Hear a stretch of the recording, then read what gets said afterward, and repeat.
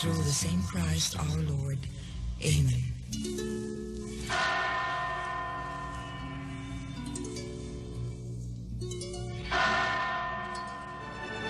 RPN Radio Philippines Network, Radyo Ronda, DZKI Iriga, member kapisanan ng mga broadcaster ng Pilipinas. CNN Philippines Hour sa RPN-DZKI Iriga, alas 6 hasta alas 7 ng manggi, Lunes hanggang Biyernes. CNN Philippines Hour.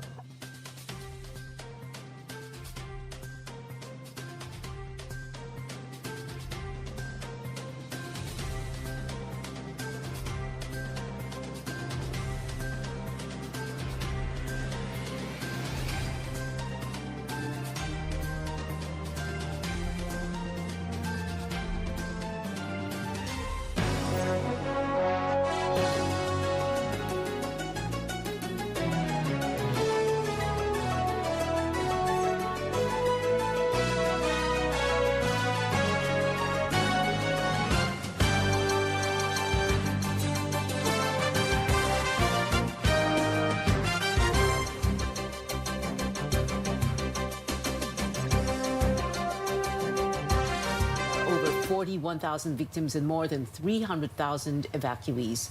In Surigao del Norte, Governor Francisco Matugas reported 2 deaths in the province. He pegged the damage at 20 billion pesos. Communication lines are down while the Siargao Airport, whole of southern Leyte and some parts of Leyte, including Tacloban City, a team from the Office of Civil Defense as well as the Information and Communications Technology Department is there to address the problem.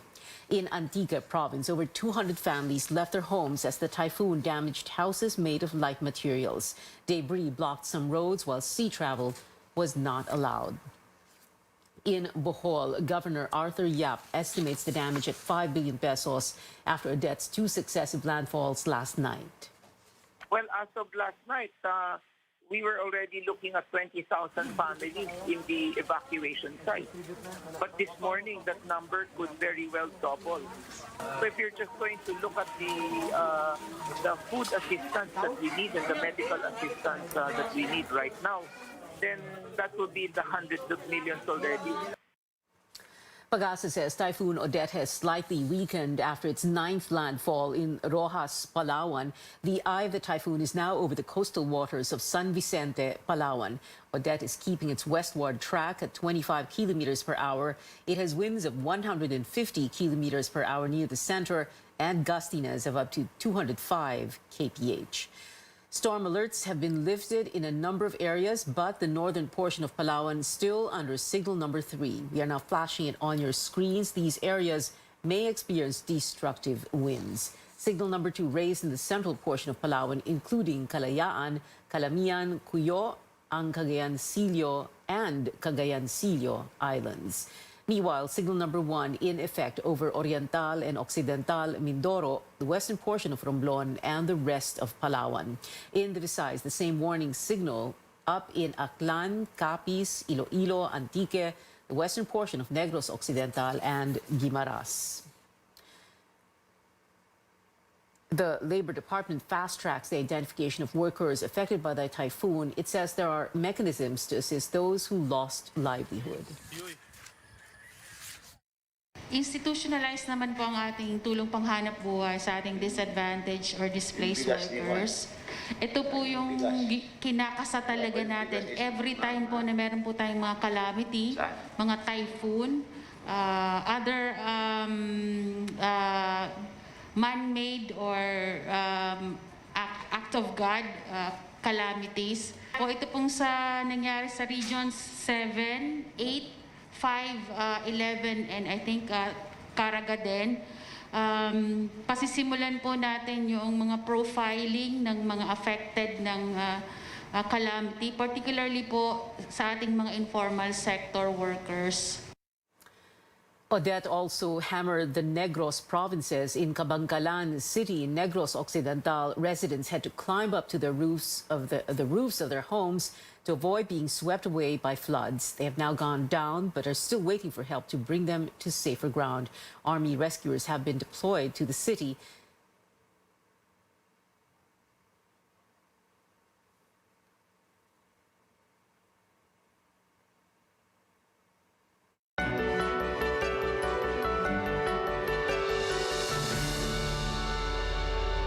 Two vaccine platforms are going through testing in the country under the World Health Organization Solidarity Trial.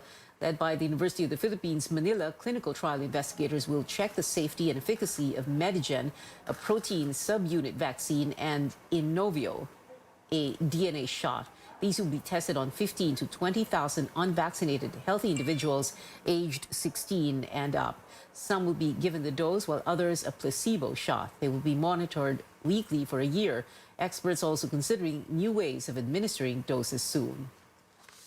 In the pipeline, still undergoing phase 2. Hopefully, we will have an intranasal vaccine in the trial. That sounds nice, ma'am. That's in the pipeline. And then we're looking also at having another mRNA vaccine, but the storage requirements less stringent. This might be a single dose. We see the need for these trials not only because of the continuing evolution of the virus into new variants that we require high efficacy, but these trials also serve other purposes. As I mentioned already, we also need to look at, can we produce vaccines that can be stored more easily and The trial began end of September with over 5,000 registrants. Trial sites are in Metro Manila, Cavite, and Baguio. But investigators are looking for more participants from areas with low vaccine coverage. Updates now on the second national vaccination drive. The government has so far inoculated nearly 2 million people, but that is still far from the target of 7 million. Top performing regions have been the Calabar Zone, Central Luzon, and Ilocos. Areas affected by Typhoon Odette will hold their rollouts on December 20th to the 22nd. Taking a look now at the country's COVID-19 numbers, more than 500 new cases reported today. 315 of them were logged on December 4th to the 17th. This pushes the total to more than 2.8 million. Over 10,000 of that figure are active. There are nearly 500 more recoveries and 74 new deaths, some traced as far back as February because of encoding issues in the COVID Gaia system. Today's tally excludes data from 5 laboratories. Back to our story on Typhoon Odette. The Mactan Cebu Airport suspends operations after suffering heavy damage from one of the strongest storms this year. Joining us now on the phone, our Cebu-based correspondent Dale Israel. Dale, go ahead. Yes, Pia, there are no flights in and out of Cebu as officials could not say when the Mactan Cebu International Airport can reopen after it suffered damage in the aftermath of Typhoon Odette. The airport operator says it wants to make sure the facility is safe before anything else. Information is limited on the extent of damage to the Cebu airport, while officials in the region are also reporting similar situations in other local gateways. At the Antique Airport, civil aviation authorities say power is down. At the Caticlan Airport, which is the gateway to Boracay Island, electricity is unstable. Meanwhile, at the Cebu seaport, ferry boats docked at the Pier 1 sank after they slammed onto each other because of strong waves. 4 fast-craft ferries from operator OceanJet were either submerged or washed ashore. All crew members, however, are safe. Strong winds hit Metro Cebu Thursday evening. The nonstop gusts lasted for around 5 hours from 6 p.m. Strong winds uprooted trees and toppled utility posts. Some roads in the metropolitan area were impassable due to debris. Power is still out here in Metro Cebu, even with improving weather. Most shops and establishments in Cebu City are closed. The need for the moment is food. People are out searching for the few stores that remain open. Back to you, Pia. Dale Israel there reporting from Cebu. Up ahead on Newsnight, some presidential aspirants unite their efforts to help typhoon victims, and more than a dozen national roads now closed, a number of domestic flights canceled in the typhoon's aftermath. This is CNN Philippines.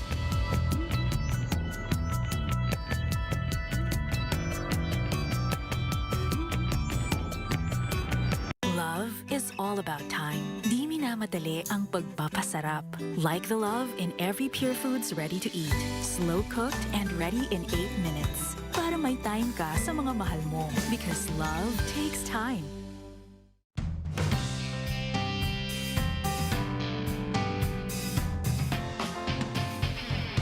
Ahon, bangon, sulong. Ahon, bangon, sulong. Pangarap ng bawat Pilipino. Hangarin ng Northern Cement. Ahon, bangon, sulong. Pinalaki ng Northern Cement ang kapasidad ng kanilang planta para steady ang supply ng sementong tigasin. Northern Cement Max Plus, Supreme at Max Pro. Ahon, bangon, sulong. Sa pagbangon ng mga Pilipino, saludo ako sa mga taong patuloy na humaharap sa hamon ng pagbabago. Bilang isang ina, handa akong gawin ang lahat para sa kaligtasan ng aking mga anak. Pandemya man, tuloy pa rin ang serbisyo para malinis ang kapaligiran. Serbisyong publiko para sa kaligtasan ng lahat. Sa panahon ng krisis, ikaw, ako, magtulungan tayo. Saludo ako sa Pilipino. Bank of Commerce. What we are is personal banking, where we understand that every deposit is your hard-earned money. Every loan is for good reason. Every service aids in your convenience. Every business of ours is meant to grow yours. We hear you, feel you, and we act on your every banking need. Bank of Commerce, an affiliate of San Miguel Corporation. Enjoy the #1 pinakamasarap na Pure Foods Tender Juicy ngayong Pasko.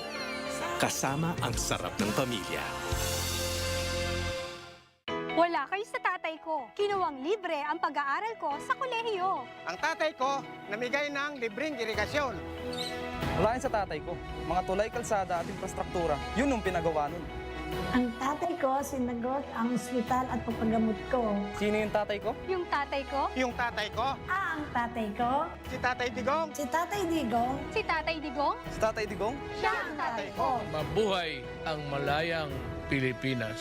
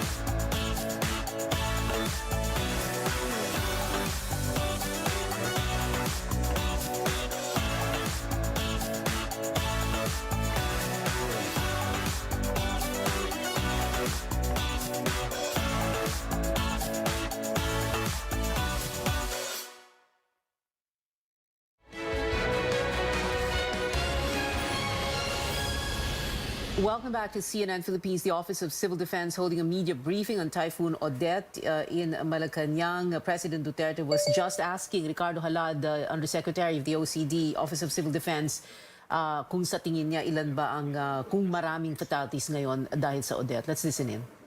Reported.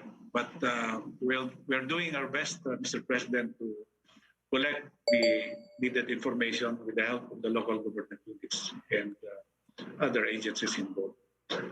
I would like to correct also, Mr. President, that based on an information from the governor of Surigao Norte, there are 2 deaths reported from the island of Surigao, but that is also being validated as of now. Okay. Are you going to the area when? I intend, plano namin, Mr. President, to proceed to Siargao tomorrow morning.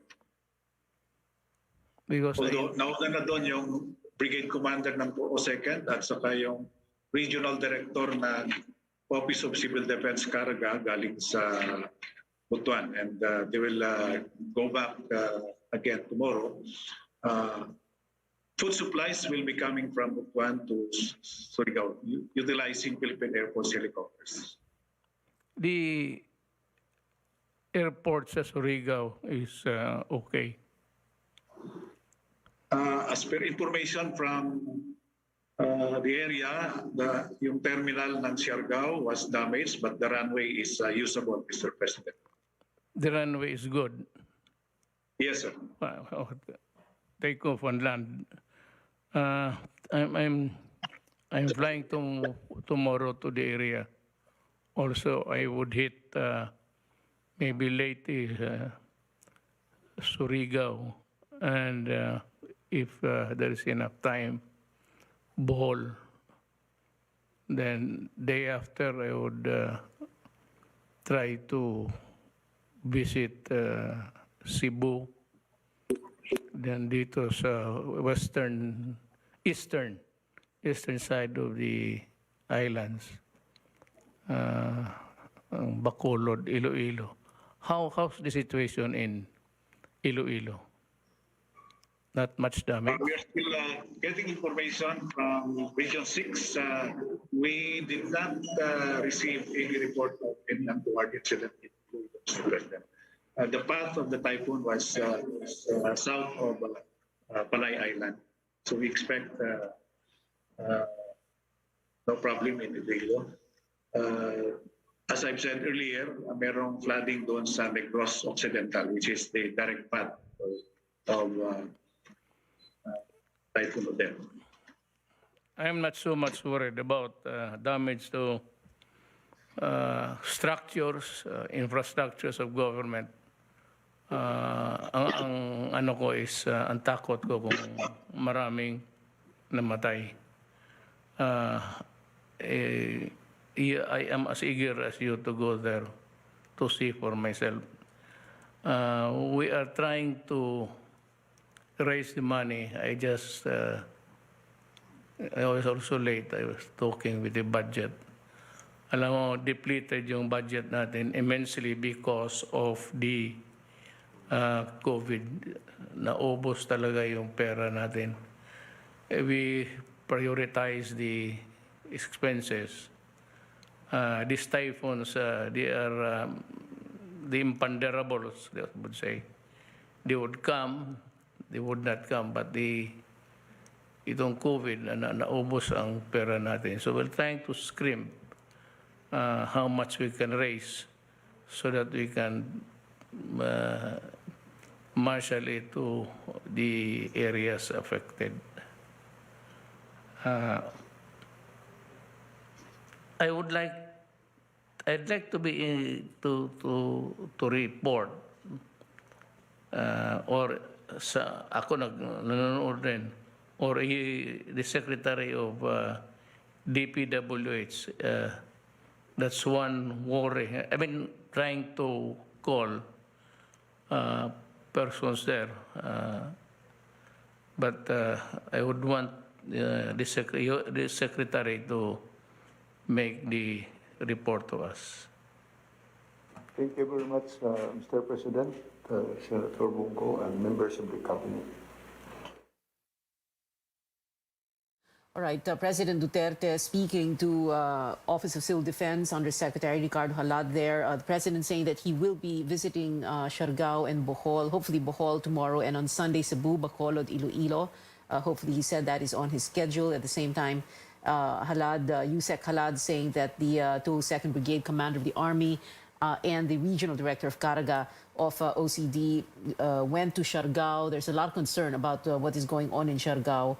Also, the President saying that he fears a very high casualty count, and he was asking Yusek Halad if there was any more information on that, but there is nothing final yet. That is the latest, of course, and also the President's concerns about the depleted budget because of COVID in the light of what's going to be needed for a response to the aftermath of Typhoon Odette.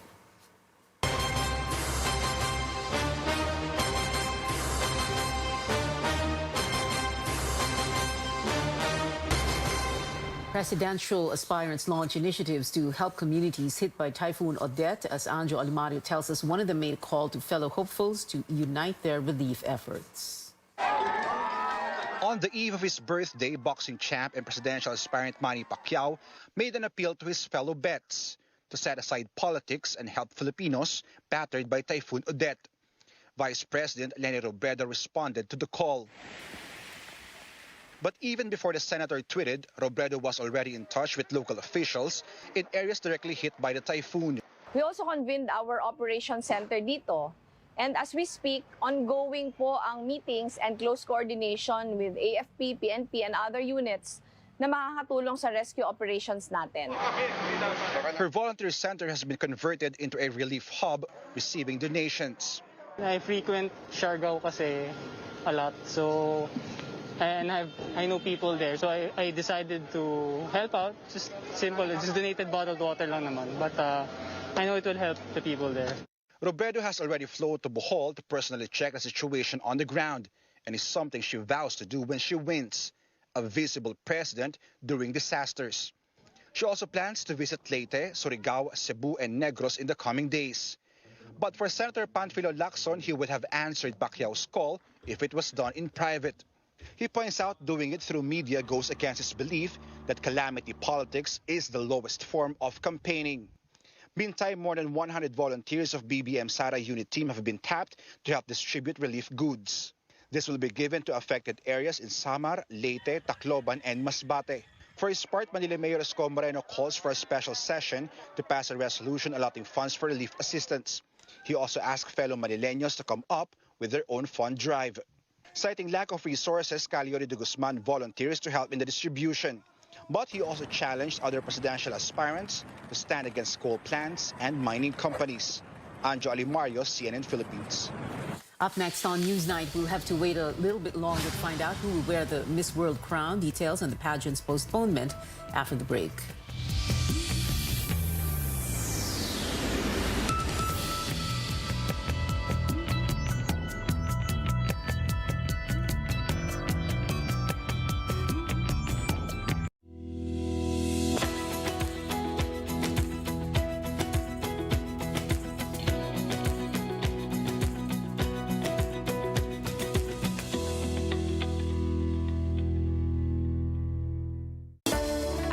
Conquering the universe was the ultimate, but there's more. Dahil tinawag ko ako ng Panginoon for a major purpose. To guide the youth, help communities, and to bring others closer to Him. Kaya I take care of my health through proper diet, exercise, and MX3 capsule. I am ready to serve. Kasi para sa Panginoon, hindi lang ako 4th runner-up. First place ako sa puso niya. Mahalagang paalala, ang MX3 capsule ay hindi gamot at hindi dapat gamitin panggamot sa anumang uri ng sakit. For my babies, only vet-approved Nutri-Chunks puppies. The only one with active boost and prebiotics na pampalisto. Made with real meat with essential nutrients to help them grow strong and healthy.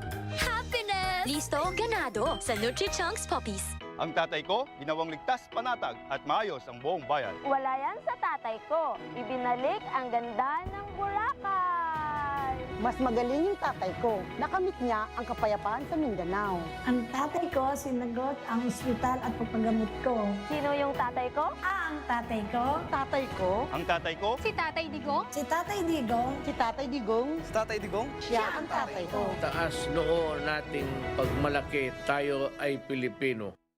Bawat patak, may sarap, may lakas, sulit. Red Horse Beer.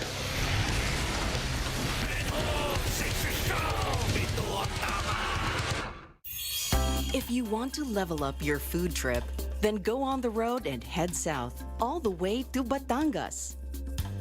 Batangas is a popular destination for treating your taste buds. The municipality of Taal has a lot to offer, including the sweet delicacy panutsa. Ang negosyong ito kasi nagis nga na lang namin sa aming mga magulang, sa mga ninuno pa yan. Another must-try is the Tapang Taal. Pag heritage po ang Tapang Taal Kaya po ito'y dinadayo ng mga turista at saka mga taga-Maynila. A few hours' drive from Metro Manila can take you to the municipality of Leon, famous for its sweet delicacies. Proud na proud ako dahil sa ito yung nakapagpaaral sa aking anak na 5. Ang pangarap ko lumago pa para may maiputulong ako sa aking mga anak at apo para makatulong din doon sa mga reseller kung naglalako. The town of Balayan has something unique to offer foodies. Backyard producers of the fermented anchovy sauce Bagoong Balayan are a common sight in the area. Ngayon, mas lalong pinarami ang mga skyways, yung mga expressway. Yun ang nagiging dahilan para maging mabilis yung ating transportation sa mga products. Go on a gastronomical adventure and discover new delicacies on your next trip in the one and only Batangas.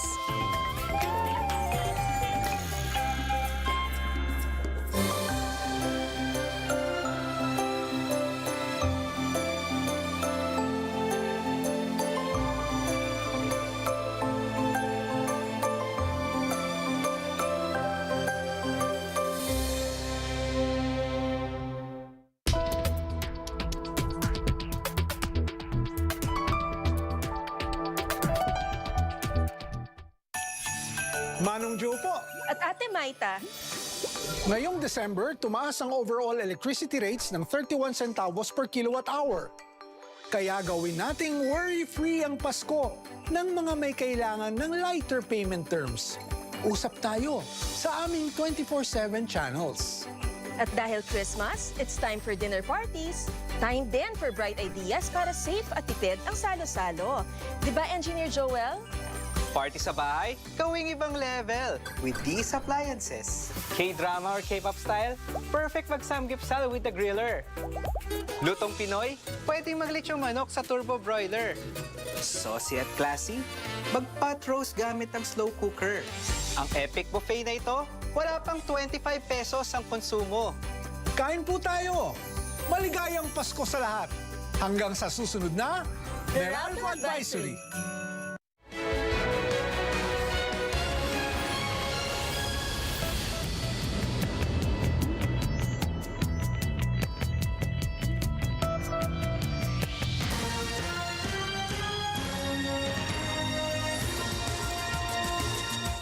Breaking news, 7 people confirmed dead in Cebu City following the devastation brought by Typhoon Odette last night. Meanwhile, Cebu Governor Gwen Garcia has declared a state of calamity in the province. Stay tuned to CNN Philippines for more details on that story. In the meantime, let's move on to other stories. The Miss World coronation in Puerto Rico is on hold for the safety of the contestants and staff involved. The event scheduled this morning was postponed after more cases of COVID-19 were confirmed. The pageant body did not mention the cases were among candidates or crew. Coronation night will take place within the next 90 days. Thankfully, the country's representative is safe from the coronavirus. The Miss World Philippines National Director confirmed Tracy Maureen Perez tested negative for COVID-19. Now, before we go, energy efficiency knows no political color. Let's look back at how the Duterte administration has strengthened policies relating to energy efficiency and where the so-called intense energy sectors should go from here. We'll give you that story in a short while. In the meantime, it is 8 days to go before Christmas, and that is it for tonight. Join me again on News.ph at 7 p.m. I'm Pia Ontiveros for Newsnight, where we go above and beyond the headlines.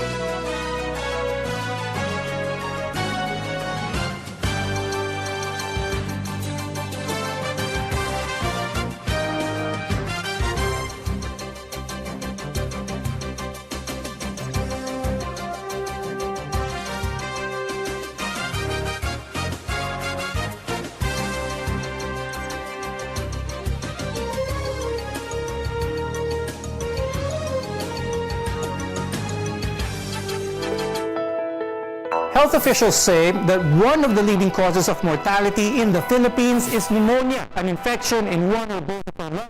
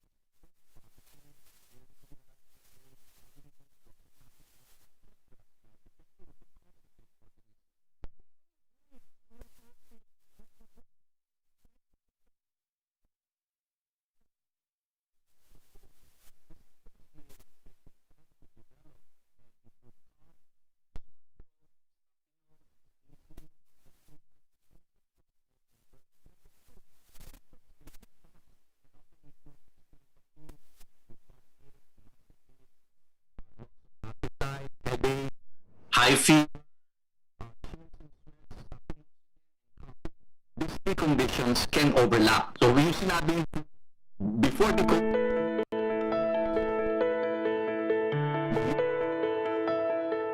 Health officials say that one of the leading causes of mortality in the Philippines is pneumonia, an infection in one or both of our lungs. The most common symptoms are cough, fever, chills, and having trouble breathing. On its own, pneumonia poses a serious health risk as it attacks our lungs that basically helps us breathe well. But pneumonia caused by the COVID-19 virus is a different story. I'm Dr. Freddy Gomez, and you're watching MedTalk Health Talk on CNN Philippines.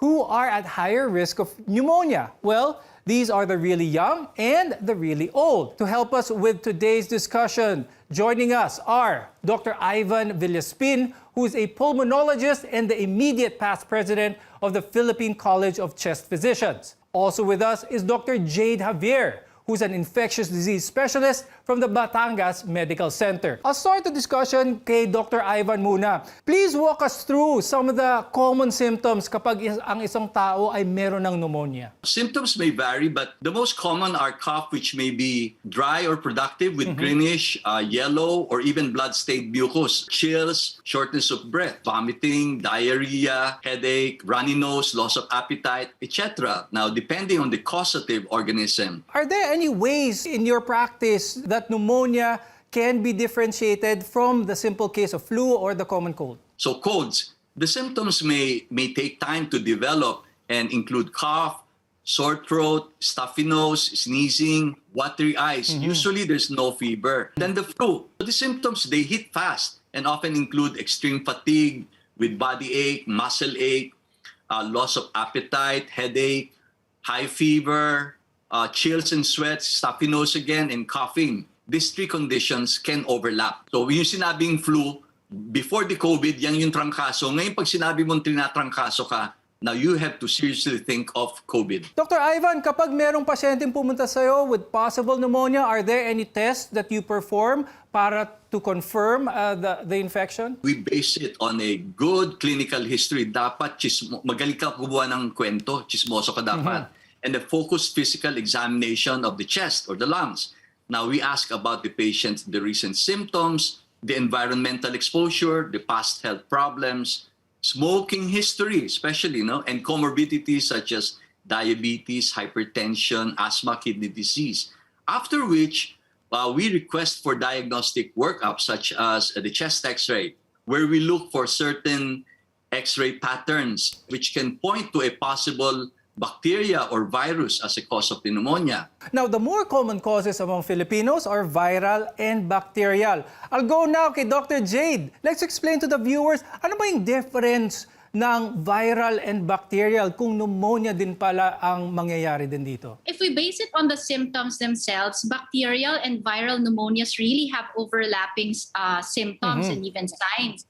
So pareho silang pwedeng magkaroon ng ubo, sipon, lagnat. But for viral pneumonia, sometimes they really start as a simple viral illness, just like the flu. So first they may come out as body weakness, muscle pains, colds, and sometimes even sore throat before patients develop cough and difficulty breathing. Is there certain characteristics of a cough ng isang taong infected na with pneumonia? Pagpasok pa lang ng pasyente, pinaubo mo yung pasyente, is there a certain characteristic na alam mo nang, parang pneumonia na to? Iba-iba po ang klase ng ubo. And sometimes, especially in the elderly and those in the extremes of age, some people with pneumonia might not really manifest that much with cough. Some elderly populations, hindi naman masyadong maubo, but when you do some tests, you examine them, they have signs of pneumonia. So if we are to base our diagnosis and the cause of pneumonia on the cough, I don't think that will be a very, very accurate measure. Iba-iba po talaga. Let's start first with the viral pneumonia, which as the name implies is caused by a virus. Now, the common cause is the flu or ang trangkaso, but you can also get it from common colds and other viruses as well. Dr. Jade, apart from it being caused by a virus, what other cues indicate that this type of pneumonia is viral and not bacterial in nature? A lot of things overlap between bacterial and viral pneumonia. But let's take COVID, for example. Right. It's one of the most common viral pneumonias that we have right now, even more common than influenza. Well, some clues will be sa imaging studies. So there are major differences in imaging studies, or when we say imaging, for the lay, X-rays or perhaps CT scan. So there are differences, but are not absolute differences between bacterial and viral etiologies. And we can also refer to some of our tests. Like for example, if we request for a CBC, that's a basic laboratory test, it's a blood test. If we have bacterial pneumonia, we expect an increase in the WBC count. But if it is a viral type of pneumonia, we expect a low or probably a normal WBC count. These are just a few clues for us to differentiate, but there are other special tests that we can do, such as PCR, and some multiplex PCR tests that are available especially in the tertiary institutions that can help us differentiate the etiologies. Now, most people who get COVID-19 have mild to moderate symptoms, but some can get severe pneumonia in both lungs. Dr. Ivan, pag-usapan naman natin to. How does pneumonia develop in people with COVID-19? Not all patients with COVID-19 will develop pneumonia. Not all of them. So in fact, only the moderate, the severe, and the critical cases are associated with pneumonia, regardless of whether they are young, old, previously well, or they have comorbidities. No? Pneumonia usually would start after more than a week from the onset of the patient's symptoms. Okay, the illness starts with the inhalation of the virus, the SARS-CoV-2 virus, and travels from your nose, your mouth, down to the airways, to the air sacs we call alveolus, where the spike protein of the virus will attach now to the ACE2 receptors, present in many parts of our body and the vessel wall, causing an inflammatory reaction. We'll discuss how pneumonia affects people from different age groups. We're your connection to healthcare, and you're watching MedTalk Health Talk on CNN Philippines.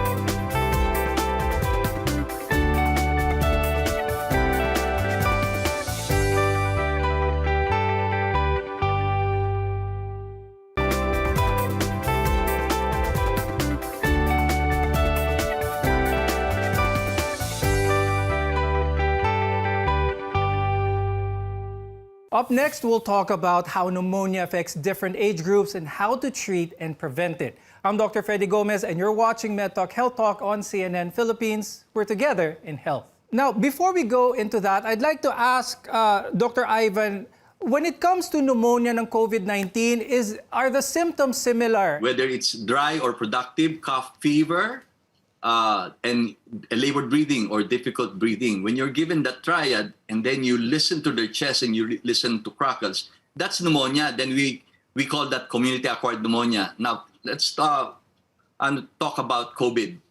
Now, during this time, given that same triad, the burden is on you now to rule out COVID pneumonia. Patients will complain of loss of smell and loss of taste. Now, when you hear that, those two symptoms, we call it now a COVID probable. So while the chest X-ray may seem normal, the chest CT scan will reveal the distinct, what we call the ground glass abnormalities. That's only noted on the chest CT scan very clearly. Because they say that this pneumonia is more common in the really young and the really old. Dr. Jade, why is it the case? What is it about the really young that makes them more predisposed with pneumonia? So for pneumonia in children, a few factors that come into mind will be, of course, number one, the maturity of their immune system. Mas marami silang mas hindi pa sila exposed sa mga most common types of bacteria or viruses that us adults have already been exposed to, and therefore we are already immune to those types of bugs. One of the best ways to prevent a disease is taking a vaccine that is available for that. And there is a vaccine available for preventing pneumonia. Now, Dr. Ivan, is taking the vaccine for pneumonia a good preventive measure given to the old, definitely? How about for the young? You need to get a flu shot every year to prevent seasonal influenza. The flu is a common cause of pneumonia. So preventing the flu is a good way to prevent pneumonia. Okay? So for protection against certain bacteria that can cause pneumonia, we follow the CDC, the Center for Disease Control, USA, which recommends two pneumonia vaccines. The pneumococcal polysaccharide vaccine, okay, or the PPSB23, is recommended for adults 65 years and older, and anyone 2 years and older with an underlying condition that may increase their risk for pneumococcal disease. The pneumococcal conjugate vaccine, which is the PCB13, is recommended for adults 19 to 64 with immune-compromising conditions such as chronic disease of the heart, the lungs, the liver, the kidney. Now, Dr. Ivan, punta naman tayo sa treatment. How is pneumonia treated in adults, especially those, katulad ng minention ni Dr. Jade, adults with comorbidities, and how can this be prevented? Usually, pneumonia can be treated at home But in serious cases, it may require a hospital stay. Now, these management principles I just mentioned are intended for the regular pneumonia that we're talking about, but not necessarily for COVID pneumonia.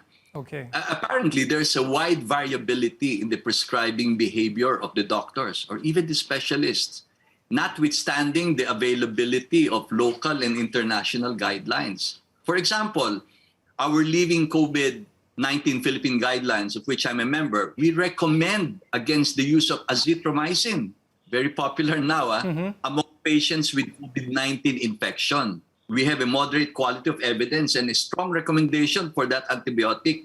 Yet, we observe a large-scale abuse and misuse of this antibiotic. That is the driving force behind the concept of antibiotic stewardship. I'm not saying that we should not give antibiotics to patients with COVID pneumonia.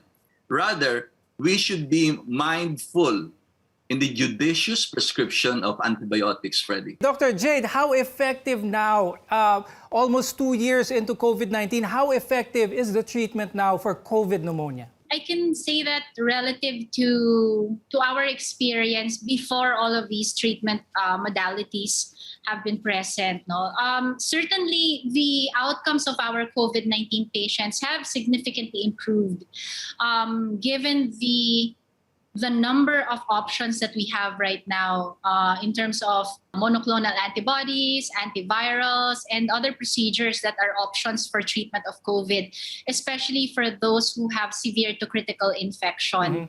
But since we are talking about treatment, not all COVID patients need antibiotics. Let's remember that COVID is caused by SARS-CoV-2, which is a viral, it's a viral infection, and antibiotics do not have a strong role unless there is strong suspicion by the doctor that there is a co-infection, aside from the viral infection. So it shouldn't be a knee-jerk response na, may COVID, bigyan natin ng antibiotics. They don't have a role on the treatment, general treatment of COVID-19. Okay. Now, when we return, we'll talk about how pneumonia affects the elderly. We'll also discuss some of the prevention and treatment methods available. Your health is our mission, and this is MedTalk Health Talk on CNN Philippines.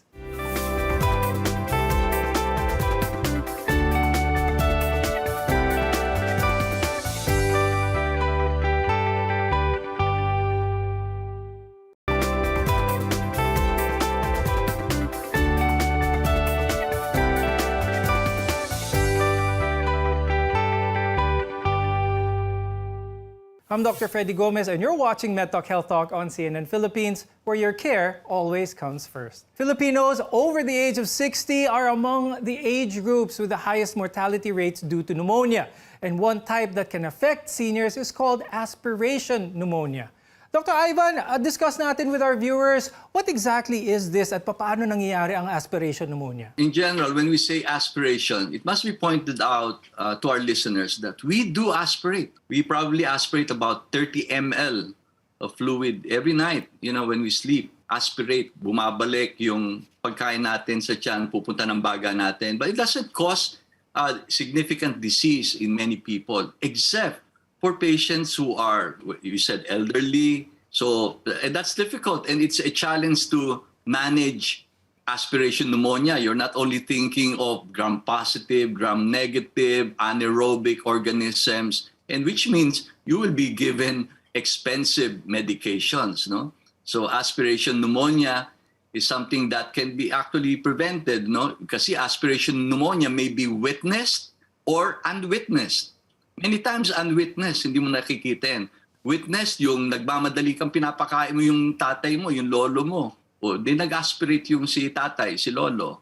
Yeah, these are things that has to be emphasized to our patients. What are some of the symptoms that people may see on the elderly? Could this be one of the causes why some of the elderly may fear of drinking water or eating food because ang pakiramdam nila nasasamid? For some people who are healthy, the body will mount a defense. So lalagnatin yan, fever and even chills. For some people who are not immunocompetent, they're compromised, immunocompromised. Sometimes they don't mount a defense. So walang fever. Kaya ang fever ay isang senyalis yan ng maganda, nag-defend you, nagpuput up ng defense ang body mo eh. So those are the symptoms. Dr. Jade, I'd like to go to ask you, how difficult is it in treating pneumonia in that of the elderly, and how important is it for preventionary measures, the vaccines and things like that? In general, it is often more challenging to treat the senior citizens. Why? Because of the comorbidities that they usually have, the immune system status that they usually have. And I often tell this to my patients that our antibiotics, our treatment, it's only half of the process, and a good half or part of the influence of treatment success will be really dependent sa katawan mismo ng pasyente. No? So most of the time, these elderly patients are also prone to have multi-drug resistant organisms. Mhm. Why? Because minsan sila po yung pabalik-balik na sa hospital, so they have recurrent hospital exposures, antibiotic exposures already. So minsan yung pong mga mikrobyo na meron po sila, mas matatapang na rin kumpara po sa younger individuals who haven't received any antibiotics before. If we can prevent pneumonias in the elderly, that would be the best way to go. Vaccination is one. So the pneumococcal vaccine and the influenza vaccine, it wouldn't necessarily mean that it prevents infection, but once patients develop pneumonia, it may not be as severe. They Okay. may not need hospitalization and they may not need ICU admission. So isa po yun sa benefits ng pneumonia. We have Trusted dog food ni Catherine Bernardo. Nutri-Chunks na! Listo at ganado ang baby ko sa vet-approved Nutri-Chunks with active boost and prebiotics na pampalisto. Made with real meat and essential nutrients that help keep them healthy and happy. Listo ganado sa Nutri-Chunks. Loren Legarda po. 18 years akong senador at nagsulong ng mga batas na nakakatulong sa mga nangangailangan. Free college education law. Para sa aming edukasyon. MSME law. Batas para sa aming kabuhayan. Climate Change Act. Mga batas para sa kalikasan at climate change. Mga batas na ginawa ko na napapakinabangan ngayon. Sana makatulong pa ako sa mas marami. Loren Legarda. This is a paid advertisement. Ringo Honasan po. Sa pagbangon ng mga Pilipino, saludo ako sa mga taong patuloy na humaharap sa hamon ng pagbabago. Bilang isang ina, handa akong gawin ang lahat para sa kaligtasan ng aking mga anak. Pandemya man, tuloy pa rin ang serbisyo para malinis ang kapaligiran. Serbisyong publiko para sa kaligtasan ng lahat. Sa panahon ng krisis, ikaw, ako, magtulungan tayo. Ringo Honasan po. Saludo ako sa Pilipino. At starter number 11, the Kaiju, Kai Soto. Kai Soto, bagong basketball star. Sa sipag at tiyaga at sa tulong ng sustansya ng Star Margarine, mas abot ni Kai ang pangarap niya. Kai goes for the shot. Slam dunk! Puno ng power nutrients na tulong pampatangkad, pampasigla at pampalakas, kasabay ng proper diet at exercise. Sa Star Margarine, mas abot ko ang pangarap ko.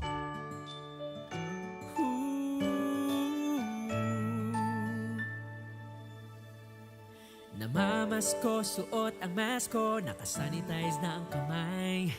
I-minimize ang usapan, maaliwalas ang pagdarausan ng handaan. Kahit tayo lang, tuloy ang saya, makikita sa mga mata. Salamat sa pag-iingat, ang lahat magpabakuna na. Ligtas Christmas sa Healthy Pilipinas.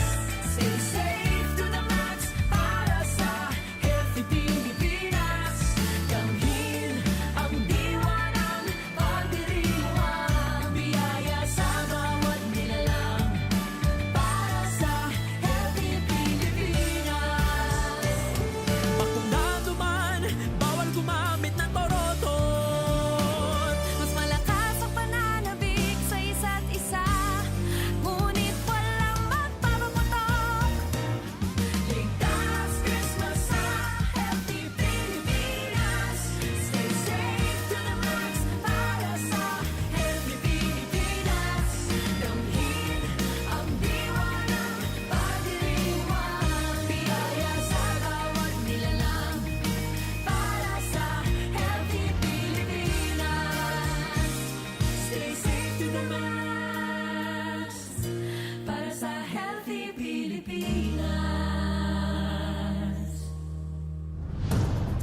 10 regional AM radio stations nationwide welcomes CNN Philippines, a first on radio. To bring you the latest news you can use, news you can trust. Listen to Newsnight, weekdays, 6 p.m. We now go above and beyond the headlines. Followed by Med Talk, Health Talk. We'll talk about how to keep ourselves healthy during the pandemic. Politics as usual. Our guests for tonight, 2 political science professors. Up close and more. Catch CNN Philippines Hour in all RPN AM radio stations. Weekdays, 6 to 7 p.m.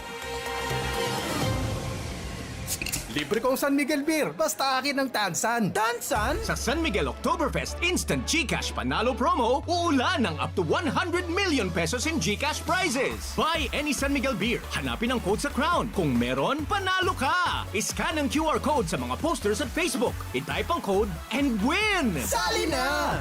Available in areas where allowed. See posters for full details. Promo runs from September 1 to December 31, 2021. Per DOH FDA CFR permit number 0424 series of 2021. Drink responsibly. CNN Philippines Hour sa RPN-DZKI Iriga, alas 6 hasta las 7 ng manggi, Lunes hanggang Biyernes. CNN Philippines Hour.